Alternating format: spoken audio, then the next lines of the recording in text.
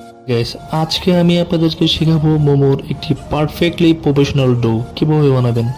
তো দেরি না করে চলুন আজকের ভিডিওটি শুরু করা যাক।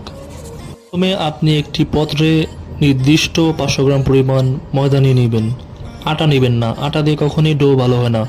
অবভিয়াসলি আপনি ময়দা নিয়ে নেবেন 500 গ্রাম পরিমাণ। এরপর আপনি একটি সস কাপে হাফ কাপ পরিমাণ আপনি লবণ নিয়ে নেবেন এবং 1 কাপ পরিমাণ দিয়ে দিবেন তেল, এর তরতম্য যেন না হয়। এখন আপনি ভালো করে তেল, লবণ এবং ময়দাগুলো ভালো করে মিক্স করে নেবেন যাতে এটি খুব সুন্দরভাবে মিক্স হয়ে যায়। এরপরে আমরা 600 গ্রাম পরিমাণ হাই হিট ফুটন্ত গরম পানি দিয়ে দেব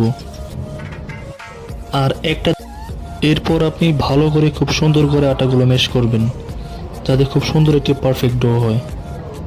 আরেকটি কাজ করতে পারেন, টেবিলের উপর ডুরি রেখে হাত দিয়ে আরেকটু ভালো করে মিক্স করে নিতে পারেন।